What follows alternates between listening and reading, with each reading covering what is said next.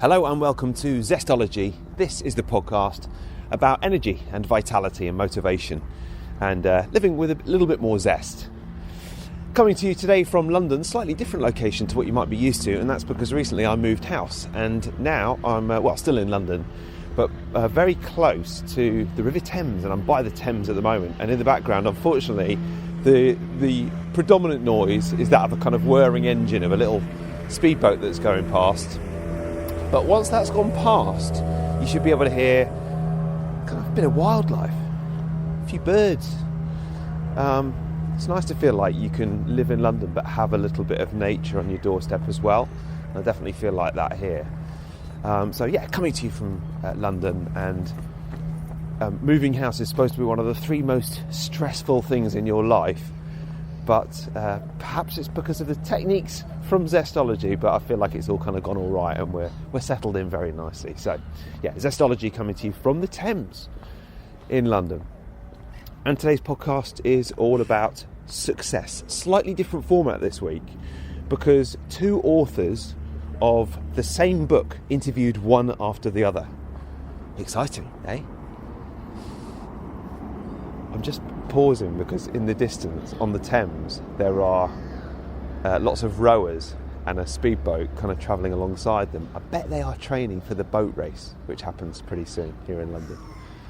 Anyway, this is a podcast all about success. I mustn't get distracted. And it's a podcast about smart people and smart children. How do you define success? What are some of the basic theories behind creating successful people? And how do you cultivate resilience? And, a bit of a theme on Zestology, what role do screens play in success or the lack of it? In the formula Unlocking the Secrets to Raising Highly Successful Children, Harvard economist Ronald Ferguson and award-winning journalist Tatsha Robertson reveal their blueprint for success. Ronald goes first, and advance warning, you'll hear his fax machine go off a couple of times. I didn't know people still used faxes, but they do. And fair play for Ronald for having one. But yeah, you'll hear the fax machine going on, and Ronald is fantastic, and so is Tatsha, who comes after. It's not all kind of baby-related and children-related, this podcast. But we are expecting one shortly, so I suppose I do have a bit of a vested interest in it. And some things transcend parenthood, and this subject is definitely relevant for all. There is some parenthood stuff, though, in this podcast, so if that's not your bag, I quite understand if you quietly press pause and wait for the next one. So this podcast is about success, successful people, successful children, and the theories behind success, what makes success. And so without further ado, enough from here by the banks of the River Thames in London. Here it is, today's podcast, slightly different format, and I hope you enjoy it.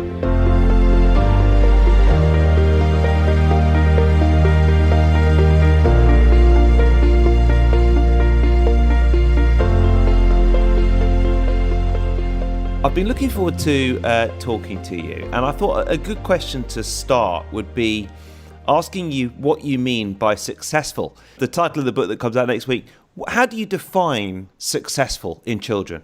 Well, we contrast what we call hedonism with a sort of big word, eudaimonism.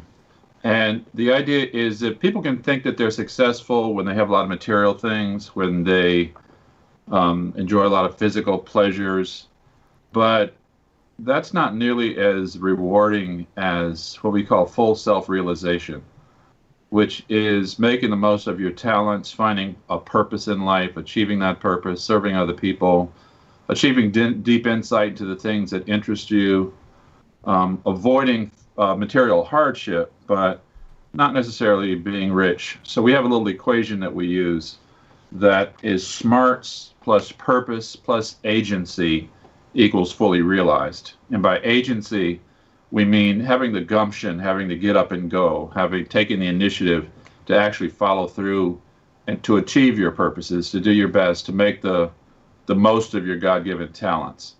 Now, when we identify people in the world who are being highly successful, we are talking about students who are academically very successful, but who also have something they want to achieve in the world, and they've made some progress toward doing that. Right, yeah. Well, that's nice, isn't it? It's a very holistic approach, I suppose. Yes. And I think that the first thing that springs to mind when you think about success is perhaps the different approaches that parents might follow to get their children to be successful. You know, the motivated, the over-motivated dad shouting on the school touchline at his child playing football, for example. Right. Yeah, that's not what we're talking about. Yeah. Okay. I mean, the parents that we talk about, master parents, and these are parents whose parenting practices help their children to become highly successful in the way that we mean success. And they don't do it by being pushy or requiring their kids to be interested in certain things or participate in particular activities. They do it by beginning or very early in life to spend time with the child, to play games, to do things that present the child with little puzzles to solve, little problems to solve, that get the child hooked on learning. So when they play blocks, for example, building things, the parent is there some of the time challenging the kid to build more difficult things and celebrating with them when they do. When they're reading stories together, they're discussing the stories. When they are doing almost anything, it's in an interactive way that builds challenge in, that gets the child used to solving problems. They're used to understanding that difficulty is not a sign of impossibility. It's just a part of learning. And ultimately, if you don't give up, you succeed. So by the time that these children start kindergarten, they start school at the age of 5 or so, they are already learners. They already enjoy learning. They're already accustomed to learning in the company of an adult. And so they're just on a trajectory. We say by the middle elementary years, by 3rd or 4th grade, age of 8 or 9, they're on autopilot. They're just self-directed, and the parent's job is to facilitate that. And if they get a little off course, to help them get back on course. But essentially what I've described so far is one of the 8 roles that we see that these parents play, and that role is called the early learning partner. But there are also 7 other roles that parents play, none of which are really pushy. They're all really supportive. Mm. Well, now I must declare an interest here because me and my partner are just about to expect our first child. So, so I'm taking copious notes, be assured. Right. And it's nice to know that that it's not about being pushy. It's about encouraging learning. And when you were talking there, it struck me about. Do you want to answer that? It's ringing the back. It's my fax machine. Yeah, don't worry. Can't answer it, just let it ring. Stop. Okay, it stopped. Okay. It's nice to know that people still use faxes, though. I don't use it. It's just over there still hooked up. It brought to mind Josh Waitzkin's book that I read a while back, which had a real impact on me. He was the child chess prodigy who then wrote a book on learning. And he talked about the difference between encouraging... when a parent encourages effort over whether they encourage achievement. Yes. And when you were talking about challenges there, is that something quite significant in terms of not necessarily praising a child for having done something well, but having praised a child for putting the effort into doing it well? Yeah, well, you don't want to put a heavy emphasis on being smart, on what the child is. You want to put the emphasis on what the child does. Right. And so if they do well after having put in an effort, then that is something you want to encourage, that you want to praise. Although a lot of the people that we interviewed that were highly successful said their parents never even praised them that much. They weren't always that sure of their parents' evaluation of them. Because their parents didn't want to make a big deal of any particular achievement. Of course, that's expected. We know you can do that. And so it's different people will disagree about this, but whether you praise at all, but particularly not praising just for achievement, because that cultivates what researcher Carol Dweck calls a fixed mindset. Kids will start to think, well, I'm smart and I have achieved at a certain level because I'm smart, but there are limits to my smarts, so that when something gets hard, that tells me that I have reached the limit of my smarts and I'm not supposed to be able to do much better than that. Whereas if they have a growth mindset, they believe, well, so when something gets difficult, that just means I have to find another way or work harder or find some help for it. And praising children for being smart cultivates doesn't cultivate a growth mindset. It leads more toward a fixed mindset. So you want to praise them for not giving up when things get difficult, or maybe praise them for seeking help when it turns out they really do need help. But it does make a difference, that feedback. Also, there's another interesting thing is that there's some work that suggests the children's evaluation of their ability of even their tendency to have a growth mindset or not may be affected by how their parents respond to their failures. So if a child has a failure and the parent seems really worried about that, then the child may think, maybe I'm not as smart as my dad thought I was, and he's disappointed, right? Whereas if a child has a failure and the parent seems, so what? You had a failure, get up and try again, do it a different way. Then the kid understands that failure is just, an event along the pathway to success. Well, that makes so much sense, and it's that kind of buzzword of resilience, which media commentators often think that millennials have less resilience than the generations before them. But that's what you're trying to cultivate in the children, isn't it? Yes, you're trying to cultivate resilience, persistence, determination, what we call agency, all those things. The problem is, and obviously I'm not a parent yet, but I will be shortly, and I know, for instance, when my niece brings me a drawing and she's spent an hour on it, I want to praise it, whether it's good or not. I mean, how honest are you with children? Well, I think if she brings you a drawing, rather than praise it, discuss it with her. Ask her, what is that?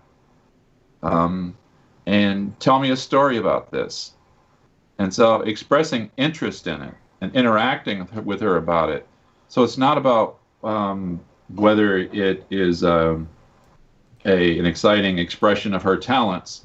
This is something interesting for us both to discuss and get involved in, and she's going to enjoy that exchange with her. And so sometimes praise is the response that occurs to us, but there are other more interesting ways to react to a child's experience than praise, and expressing interest is the top of the list there.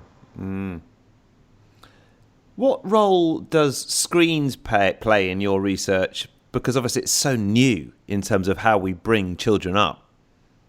Yeah, because we were interviewing people who were already adults, they had come through their formative years before screens were as important as they are now.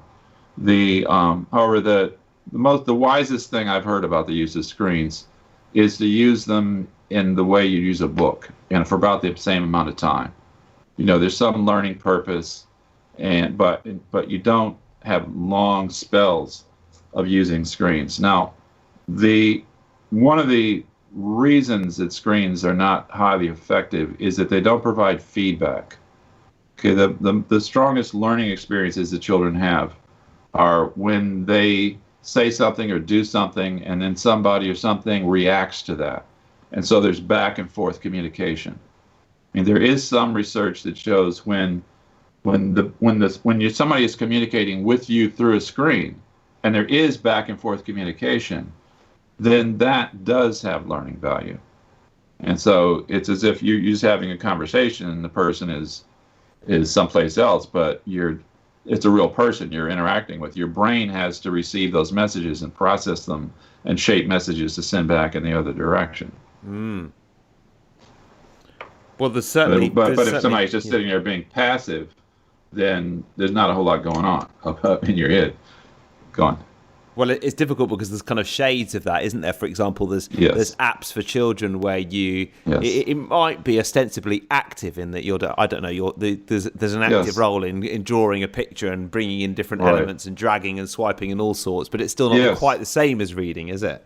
It's not quite the same, but there is some feedback happening. There is some thinking required on the part of the person watching the screen. I mean, I haven't delved deeply into it, but I know there is some research that there's some positive developmental effects of video games. But too much of anything is not good. There are other missed opportunities for human interaction that are happening when people are just interacting with screens. And so it's a matter of moderation as opposed to complete abstinence. And so you mentioned the early learning partner. What are a couple of the other things that a parent can really look to? Well, let me run through the other 7 quickly. Yeah. I can just kind of click them off. The second role of the 8 roles is the first is early learning partner. The second is the flight engineer. If we think of children being on a flight through life and you want them to stay on a high trajectory, the flight engineer monitors when the child starts school and makes sure that things are going well. If the trajectory gets off track, the parent will intervene to help a teacher or to reprimand a teacher or to just make sure the child is doing what they're supposed to do. So that's the flight engineer. The third role is the fixer, who makes sure that the resources are available to allow the child to take advantage of really important opportunities. So if the child has an interest and has a really important opportunity that could help further and support that interest, the parent may be poor and not even have the money themselves, but they find an ally. They find some way to make sure that door to opportunity stays open. Okay. The fourth role is the revealer. And the revealer exposes the child to ideas and places and the world more generally, lets the child know that the world is a lot bigger than a neighborhood. You can be lots of different things. You can be interested and go places and so on. The fifth role is the philosopher. And the philosopher helps the child to think about life's big questions. The philosopher takes the child very seriously as a thinker and tries to engage the child in developing their own ideas. They try to help the child find a sense of purpose in life and establish an ethical compass. The sixth role is the model. The model conducts themselves in a manner that the child thinks, hey, I want to be like that. Or they study what their parents do in order to learn how to do certain things. So the model can be very important. And it's interesting that often the model is a family member that the child just hears about, that might be from a different generation even, but that the child just takes to construct an image of possible selves, of things that they could be. The seventh role is the negotiator, who teaches the child to make the case for what they want, to conduct a reasoned argument, to really deal with power, to get what they want from more powerful people, to carry themselves in a way that other people will respect them and want to work with them and go along with them. The eighth role is the GPS navigational voice. It's the parent in the child's head in those moments when the child is trying to figure out what to do and they hear their mother or their father's advice from 10 years ago, carrying along all those lessons that came from the earlier roles. So we found all 8 of the roles in most cases when we were interviewing highly successful people or their parents, because we tried in most cases also to get to people's parents, particularly for those that we feature in the book. I've got a question about those 8 roles in just a second, but when you were doing the interviews, I mean, it is success is so subjective, isn't it? How did you, I'm sure you didn't come across anybody who just 100% ticked all the criteria in every area and lived a wonderfully balanced life in every different, personal, spiritual, emotional, work life. How did you make a decision on whether these people you were interviewing were successful enough for the book? We chose them before we interviewed them. and I should say, most of the people that we chose, and I'll say a bit more about that in a second, were very highly successful, and their parents did do all 8 of those things. And when one was missing, there was some kind of problem or some extra risk that kind of propped up. And we could go through each of the 8 and talk about what the problems might be if that one is missing. But the people we chose, about half of the people were Harvard graduates who I had identified during an earlier project called How I Was Parented, where we had a team of Harvard students go and interview more than 100 other Harvard students on how their parents helped shape them. And so we chose sort of a diverse range of these people and got back to them like 5 years later when they were out in the world and talked to them and their parents. Okay. And we knew all these, to get into Harvard, you have to be a great student but also have a sense of purpose and have some ideas about what you want to achieve in the world. So in some ways, the Harvard admissions process helped us choose those people. Yeah. But then outside of that, both Tatsha and I would encounter people out in the world who seemed like they were really special people, and they were being successful, and we would approach them and say, "Hey, can we interview you to be in our book?" I mean, there was one young man who, at the age of 26, had a senior position in a presidential campaign, and I saw him on a panel speaking, and I was impressed by how thorough and thoughtful his answers were. And so I went up afterward and asked him, would he be in the book? And he said yes. And it turns out he grew up poor in Nashville with a single mother who was sick a lot of the time, but who was determined that her son was going to grow up to be a respectful middle-class person. And she found other people to help her raise him to fill in these other roles. There was a concert violinist that Tatsha came across, who's a world-class violinist. I happened to meet the mother of the women who are the CEOs of YouTube and 23andMe, the genetics company. And so I ran into I just met their mother at a conference and found out that she was the mother of these women. And I went up to her and just said, we really want to figure out how you raise these girls to be who they became. And she was happy to do it because she said that she knew some things and had done some things she thought could help other people. And so we selected folks who were already standouts, who were already highly successful. Yeah. And then we interviewed them, and often our interviews, we just start with the question, what's your earliest memory of this child, your child as a learner? Or we'd ask the child, what's your earliest memory as a learner? And then without telling them anything about what the roles were, we would just ask them questions that kind of pulled out of them their stories. And in virtually every case, these parents told us about how they had interacted with their child when the child was an infant or a toddler, and how skilled the child was by the time they started school. They told us about ways that they had kept track of what was happening in school and intervened when necessary, and ways that they figured out what their children were interested in and tried to make sure they found opportunities for their children, for those interests to be nurtured and supported, and how they took their children places and made sure that they had books that gave them exposure to the world. And they always talked about, there's no limit to your possibilities, and how they responded seriously to their children's questions about things, and talked about morality and the responsibilities we have in the world, and how they were aware that their children were watching, and they tried to carry themselves in ways that would set a good example, and how they didn't just give their children everything the children want. They'd make the children make the case. Why do you want this? Or if the child ran into a problem outside of the house, they wouldn't always just run out into the world and solve the problem for the child. They would coach the child on how to solve the problem for themselves. And so I just talked through all 7 roles, right?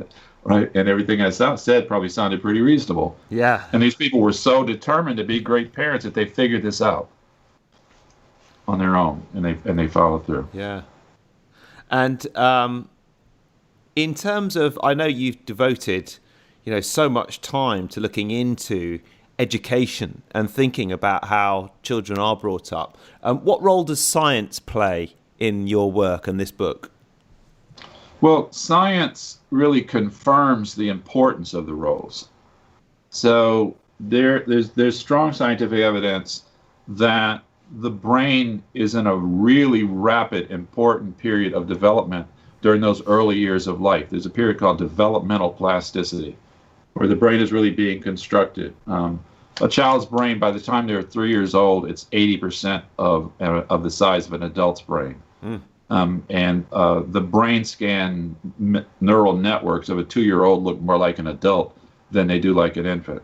So there's a lot of development that happens, and the science also indicates that the quantity and quality of that development depends on the richness of the interactions that children have with their social environments. There's also science on the development of identity and kids' beliefs about what they can achieve in the world, and the ways that those ideas about their own identity depend upon how adults and others around them respond to their efforts, respond to success and failure. There's science about, as I mentioned earlier, what we call growth mindset, and where the people develop a belief that ability is not fixed. It's something you can develop through hard work.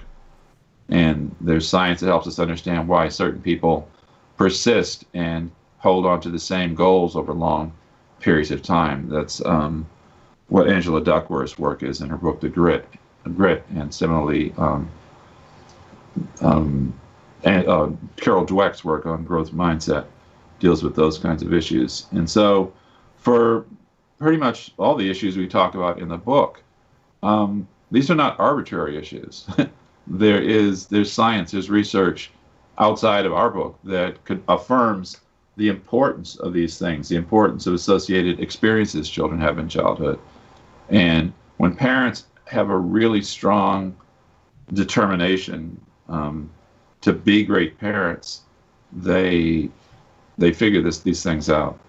And there's certain qualities these parents have. Maybe that, when you talk to Tatsha, maybe you talk to her about the burn that these parents have, and the holographic ideal that they have, and their propensity to be strategic. And all these parent qualities tend to be coming off of the parent's own life experience. Sometimes we say it's the parent's backstory, helps you understand why they were these types of parents, because it takes some effort. It's not a passive parent. It doesn't happen by accident. It happens when parents are really determined to help their children be all that they can be. Well, as you say, I'm going to speak to Tatsha now, and you've just basically given me all my questions, so thank you for that. Before you go, normally I ask people for one tip for living with more energy and vitality. What would be one tip or a couple of tips for people which might kind of sum up your work in terms of something that people can put into action pretty much straight away with their children? It's to realize that your child is someday going to be an adult. I mean, it's almost that you're talking to that adult when you're talking to that little child. And so pay attention pay attention to what your child seems interested in. Try to cultivate, nurture their efforts. Don't panic in the face of failure, and treat each of your children as a separate person. They develop at different paces. They have different interests. They respond in different ways to the things that you do. And the more you are a student of your child, the more you really understand each individual child, the better you can tailor your responses to fit that child and really almost have a developmental partnership with them as they grow up. So it's not one action that you take. It's an orientation that you have it's an approach, a perspective that you have on parenting, where you're staying tuned in, and it's almost as if you're playing a game and you're reacting to their moves in that game, where the goal of the game is to help them be the best possible human being that they can be. Ronald, thank you so much. That's really great. You made me even more excited about becoming a parent, and I'll give Tatsha a call now. So thank you very much indeed. Great. I enjoyed the conversation. Tatsha, hi. How are you? I'm good. How are you? Good. Thanks for doing the interview. How did you guys kind of come to work on this project together? Well, I was a reporter at the time for the Boston Globe. I was a national correspondent, and I would travel all over the country and just meet a whole bunch of fascinating people. And I thought, how do these people, how are they parented? And so I decided to do a story, and I called Ron Ferguson. And so he was looking at achievement.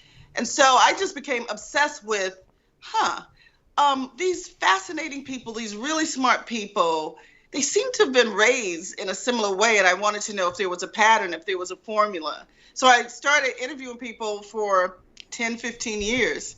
And then I called Ron in 2014 or 15 and told him I wanted to write a book about this idea that I had been talking to him about for many, many years. And he asked me, he said, hey, I am also looking into that. So why don't we write it together? And so that's how it happened. Yeah. I mean, similarly, he was working on a project called the How I Was Parented project at Harvard. So he had students at the Kennedy School interview 120 other students and asked them how they were parented. So it just kind of came together. Yeah, and I bet when you were doing all the research for this book, this stuff came up all the time, and you thought, oh, I better use that in my own life. I mean, it's a great way of making contacts and meeting good people and finding out little tidbits to use in your own life, isn't it? Oh my God, I think about it all the time. There was one particular young man in the book. He told me about something he learned as a child, how to organize himself. And he did the same thing in college. And I started using, I mean, he really prepared how much sleep he should have, all these fascinating things. So yeah, I use those things. But mostly, I mean, this book, though it's a parenting, it's a book about how people parent. I mean, it's really about smart people. It's really about successful people and how they got that way. So, I mean, whoever you are, I think you'll be fascinated by the stories. Yeah. And as I was telling Ronald, me and my partner are just about to expect our first baby, which we're very excited about. So I've got a vested interest in this as well. And actually, you do? Yeah, I think this interview's been about 7 months in the making, and I think she's been pregnant for about 7 months, so so it's got a perfect time, really. But it was really interesting because he was talking about how those first 3 years are just so important, the 0 to kind of 3 stage for a child's development. And sometimes, especially when it's a baby, you kind of think of them as, well, you know, it's important to have a nice environment and stuff, but they're soaking everything up, aren't they? They're soaking everything up. And I think many people think the school should do everything, right? So they wait. But these parents in this book, they were so fascinating because they started preparing and thinking about what to do before the child was even born, which I thought was fascinating. And so by the time the child was 1 or 2, they could read, they could count. They were pointing out stars and playing with Legos. Somehow these parents knew what to do. I think more importantly, the parents love to learn. And they pass that on. And they pass that love for learning extremely early. And I don't know if Ron told you that, but that's that's the key piece of the formula. Early learning. Early learning. And it's not, hey, 1 + 1 is 2. It's more like fun. The child doesn't even know they're having fun. Yeah, well, that's it, isn't it? And yeah, he mentioned, I was talking about how I've heard about the importance of making a distinction between the achievement and the effort of a child. Yes. But he asked me to ask you about the burn. What's the burn? The burn. So what we discovered is that these parents they're amazing, right? They're just incredible. And we tried to figure out, my thing was, how did they know? And me and Ron, we would talk about it all the time. How did they know? And I was telling him that they sort of figured things out, I believe, because of something in their background. And we both started digging into that. We would interview parents and we would ask them about their background. And we discovered that each parent had a story and something in their life motivated them to take this sort of action. For example, one particular mom, she's amazing. She's a teacher. And but she was raised by a family, Orthodox Jewish family, and she just, as the oldest daughter, she was not really counted. She was told that you are not number one, that your brothers are. So she grew up thinking to herself, if I have young girls one day, if I have daughters, I'm going to make sure they are smart, they are powerful, they have a sense of agency. Well, she had 3 daughters. One runs YouTube. The second created 23andMe. And the third she's a brilliant scientist. So that's the burn, that motivation. There was another woman who she raised her son in a poor community. But she always wanted her son to sound like a middle-class person, she said. So, and she always wanted her son to be able to talk to adults. And because she was told not to talk, while adults were talking, and she was a child. Well, she raised her son to be this amazing communicator. I mean, she started when he was very small, practicing his Easter play speeches, and now he's a brilliant communicator. But it was her burn, it was her motivation, that inner motivation that helped her figure out what to do. Yeah. And I suppose when you're talking about and I made this point to Ronald as well, you know, when you're talking about someone who runs YouTube or someone who runs 23andMe, for example, it's not just success in work, is it, that's important in terms of being successful? It's everything else as well. Well, the formula, we have 3 pieces of the formula, 3 elements. So it's smarts plus purpose plus agency equals fully realized. And we're basically talking about how do you raise a fully realized person? And that fully realized person has those 3 elements. So it's not just about academics. Now, everyone in this book, they were academically sound. That was a really important piece of the book because, I mean, that's what you're interested in. How did someone become successful? So these were not just successful people who were, you know, who were just, you know, they created a business, but they did not do well in school. Yeah. Every single person in this book did really well in school. They went to great colleges. But our goal was, okay, what else? We wanted to find people who had the ability to change the world. So the fascinating people in the story, like we have one young man who's barely out of his 20s, and he's already bringing water to villages in Africa. I mean, there's just so many amazing young people here, but it started very early in life, and their parents specifically wanted to raise a child with great qualities, aside from being smart, but also with purpose, agency, and just, you know, a great character. Yeah. Well, I mean, we're recording this and the book is just about to come out, but by the time people hear it, it will have come out. So they'll be hearing this and they'll be able to go and buy the book. But I bet you're quite excited about it. It seems like there's quite a bit of a buzz about it. I hope so. We've been working on it for a long time. I mean, I've been thinking about this book and talking to people since 2005, Ron since 2008, and then we worked on it for 3 years. Every single day. I think I worked on it 16 hours a day, every day for 3 years. Oh, wow. So we both interviewed a lot of people, and we talked to each other maybe 5 times a day. We almost never see each other, but we've talked to each other on the phone for 3 years, every single day, 5 times a day, sometimes for 7 hours. So wow. It's been a lot of work. Yeah. Oh, listen, I've kind of read an outline of the book, but I'm really looking forward to reading it myself, and I will do before the baby comes.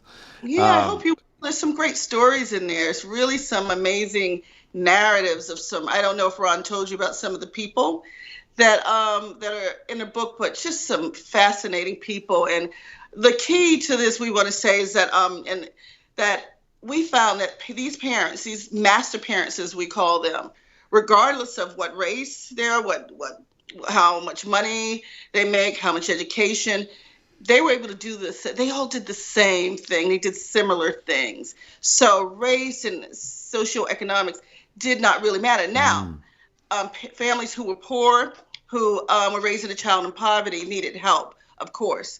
But they had the same drive, and they all figured it out, which I think is fascinating. Yeah, it really is.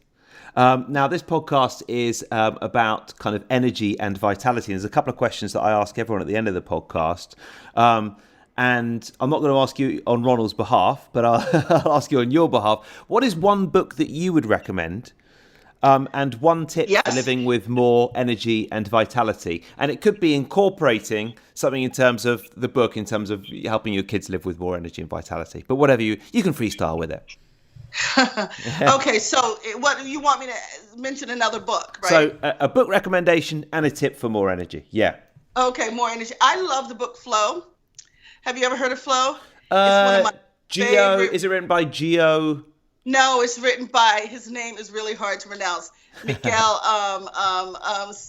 Csikszentmihalyi. Okay. It's an amazing book.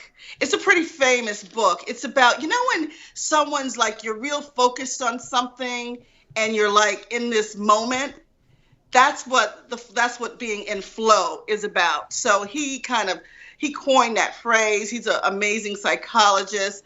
It's one of my favorite books. Right. I also like The Outlier. I mean, I'm sure you heard of Outliers. That's Malcolm Gladwell. Yeah. One of my favorite books. Really? So those 2 books, I love them. I really liked The Outliers. I thought it was fascinating. But Flow, just you talking about energy, talking about getting focused, that's, those books just, I just read a book called I'm a book reader like crazy. Yeah, great. This is perfect. I read So a book called Educated, which is also a really fascinating book. Good narrative. So those are my three recommendations, especially to parents or non-parents. Someone who's interested. Educated. Educated by Tanya. Educated. I can't think of her name. It's Tanya. I can't think of her last name, but it's about a young lady. It's fascinating. She grew up not being educated. She grew up, her family on a farm with brothers in rural America, and did not go to school. And she ended up going to Harvard and Oxford and all these different places, Cambridge. But she had a rough life, but she tells an amazing story about education, about being educated. It's great. It's great. No, it sounds good. I've made a note of that one. I'm a big book reader as well, so I've made a note of that one. Thank you. And then what about one tip for living with more energy? You've got a lot of energy yourself, so I think you're a good person to ask. I have a lot of energy. I think always learn. Try to learn some. Always, never stop learning. I'm a writer. I'm an editor. I've worked in some of the biggest places in the world. But every single Saturday, I don't miss it. I go to a writing workshop. I have a coach. His name's Jeff Orvon. He's in New York City. I've been working with him for 7 years, and I've written maybe this is my third book I've written in that workshop, which I never miss. So I just think never feel that you have mastered anything. Just keep learning. Always be a student, not only of one's child, but be a student of yourself. That's great. That's great. Well, look, Tatsha, congratulations on the book coming out. Just remind us of what it's called, and I'm sure it's on Amazon and everywhere else as well. I know. I think there's another book with the same name. It's called The Formula, Unlocking the Secrets to Raising Highly Successful Children. And also, could I just tell your listeners to please check out mastersoftheformula.com.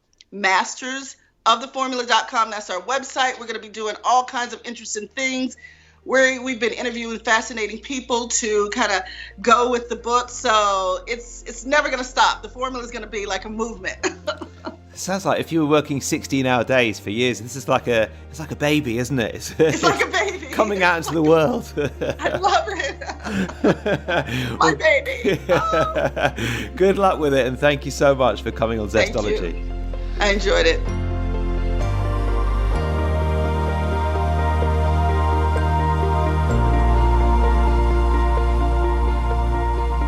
That is pretty much it for today's Zestology. I told you they were good, didn't I? And such different characters, completely different characters collaborating on the same book as well. Thank you for listening. And quick reminder before you go, if you want to head to TonyWrighton.com, you can sign up for my 3 Zesty Things newsletter. This is stuff that is not in the podcast, is not anywhere else, goes out every Monday. It's 3 things that have caught my eye in the pursuit of more zest and wellness and energy. And also what I've taken to doing is putting kind of various deals and discounts on there. So if there's stuff that I like and I use already, and then companies get in touch with me and offer a kind of a fairly meaty discount or free stuff, then I put that on the newsletter as well. So stuff like Oura rings or water filters or stuff like that, Berkey water filters, that kind of thing. I put a discount in there for that recently as well. So if you're not using a Berkey water filter, you might want to Google that. They're absolutely amazing. There is a discount on the website. You can head to TonyWrighton.com, sign up for that, have a look at the hacks page, and you'll get that message, 3 Zesty Things message every Monday morning. Have a great week, have a zesty week, have a successful week based on some of the theories of today's podcast, and I'll see you next time.